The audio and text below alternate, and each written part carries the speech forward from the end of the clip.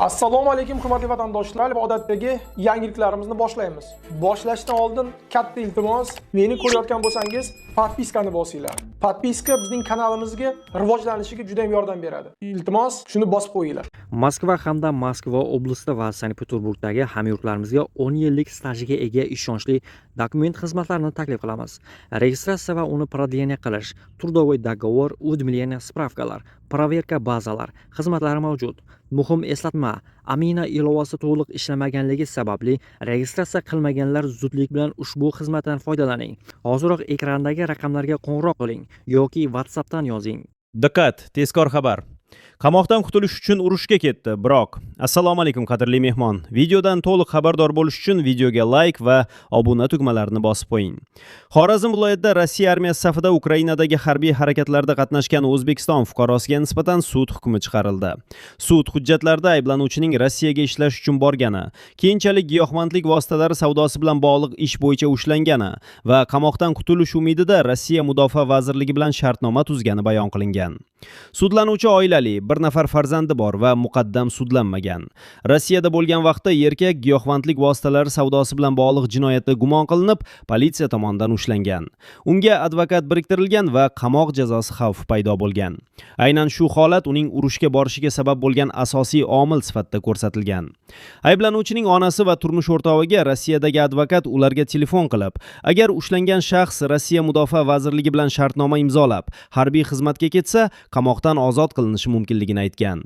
Oila a'zolari uning urushga borishiga qarshi chiqqan. Ayblanuvchining o'zi ham dastlab bu taklifni qabul qilishni istamagan. Ammo uzoq muddat qamoq jazosi olish xavfi va ozodlikka chiqish imkoniyati uni shartnoma tuzishga undagan. Tergovdagi dastlabki ko'rsatmalarda esa ayblanuvchi internetda Rossiya armiyasiga shartnoma asosida qabul qilish haqidagi e'lonni ko'rib, ko'rsatilgan raqam bilan o'zi bog'langanini aytgan. Sud jarayonida u ayrim dastlabki ko'rsatmalarni bosim ostida berganini bildirgan. Shu bois ishda uning urushga borishi ixtiyoriy bo'lganmi yoki qamoqdan qutulish uchun majburan qilingan tanlovmi degan masala ham muhokama qilingan.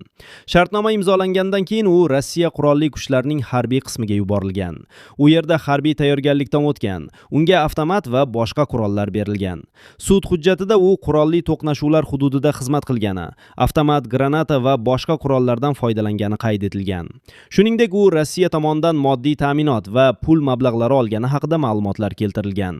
Ma'lum vaqt o'tgach, ayblanuvchi harbiy qismdan qochib ketgan. Bir muddat yashirinib yurgandan so'ng Rossiyadan chiqib, O'zbekistonga qaytish yo'lini izlagan. Chegaradan o'tish va uyiga qaytish uchun vositachilarga katta miqdorda pul to'lashga uringan. Onasi va turmush o'rtog'i ham unga qaytib kelishi uchun pul yuborgan. Sud ayblanuvchining chet davlat hududida moddiy manfaat evaziga qurolli harakatlarda ishtirok etganini isbotlangan deb topgan.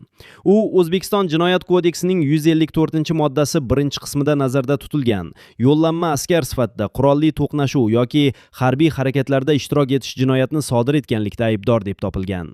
Sud unga 4 yil muddatga ozodlikni cheklash jazosini tayinlagan. Hukmga ko'ra, u probatsiya organining ruxsatsiz yashash va ish joyini o'zgartirishi, Xorazm viloyatidan tashqariga chiqishi mumkin emas. Shuningdek, unga muayyan cheklov va majburiyatlar yuklatilgan. Hukm hali qonuniy kuchga kirmagan bo'lib, taraflar undan apellyatsiya tartibida shikoyat qilish huquqiga ega. Toshkent viloyati jinoyat ishlari bo'yicha Oqqo'rg'on tuman sudi Rossiya armiyasi safida Rossiya-Ukraina urushida qatnashgan O'zbekiston fuqarosi U.R.ni yo'llanma askarlikda aybdor deb topib, 3 yil 6 oyga ozodlikdan mahrum qildi.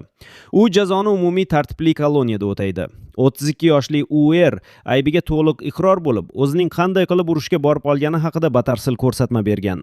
Uning aytishicha, u 2013 yildan beri ishlash maqsadida xorijga chiqib turgan. Rossiyaning Volgograd viloyatida dehqonchilik bilan shug'ullangan.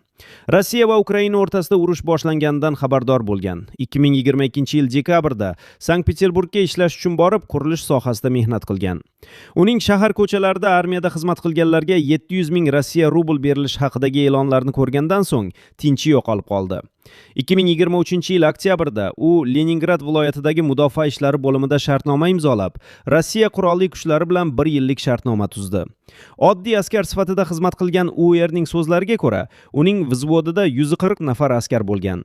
1 oy karantinda saqlangandan so'ng avtomatdan foydalanish va nishonga qarata o'q otish o'rgatilgan. U guruhida tojikistonlik va dog'istonliklar bo'lgani, ammo o'zbekistonliklar bo'lmaganini aytadi.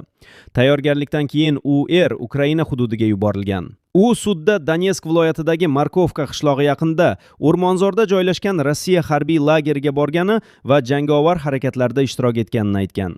2024-yil mart oyida guruh bilan odam tashishga mo'ljallangan ZIL yuk mashinasida ketayotganda dron hujumiga uchragan. Natijada u belining orqa qismi va oshqozonidan jarohat olgan.